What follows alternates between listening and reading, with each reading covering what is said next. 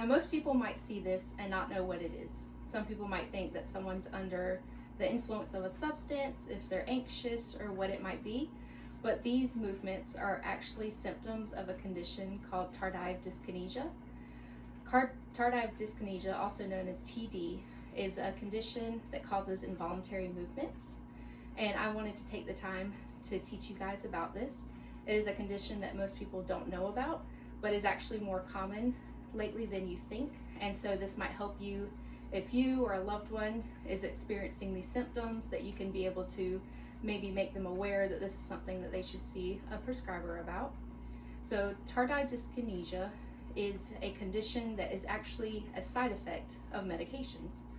Most of these medications that cause this are antipsychotics that are most common, but it can be caused by other medications such as anti-nausea medications.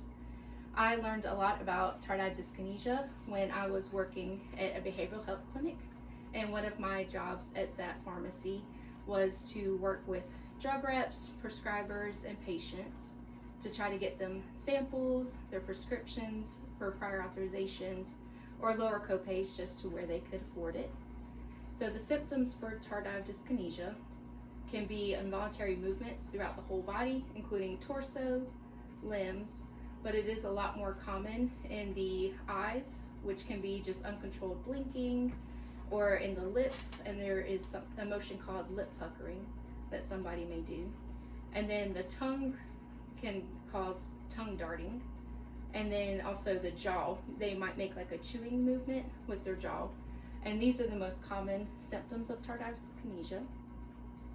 Many doctors, they might run extra tests such as like a brain x-ray or MRI, because this can be something that could also relate or kind of look similar to Huntington's disease. But usually they'll do a physical exam, extra tests possibly, and then do a medication history that's very detailed, and in that they might see long-term use of certain antipsychotics or medication that they have linked tardive dyskinesia to.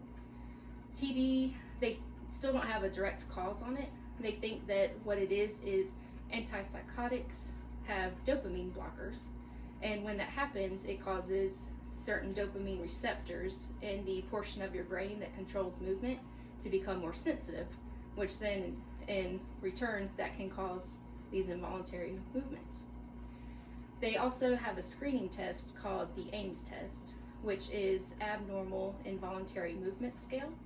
And so in this, they will look at the different types of symptoms, and they will almost rate it on how severe it is and involuntary it seems.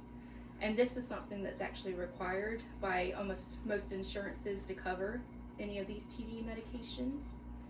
So there are two medications called Ingrezza and Austedo that are for TD. They kind of just more control the symptoms. And unfortunately, a lot of older first generation antipsychotics, they are seeing being the cause of this. And so they might lower a dose, your prescriber, if they notice slight involuntary movements, or they might change you to a second generation drug in order to try to keep you, of course, on a medication to control whatever disease or condition you might have, but also to lower the side effect of the involuntary movements. It can actually be permanent, so even if they do take you off a drug and they might switch it or anything like that to the one that's not causing it, sometimes it can be just long-term or permanent to have this condition.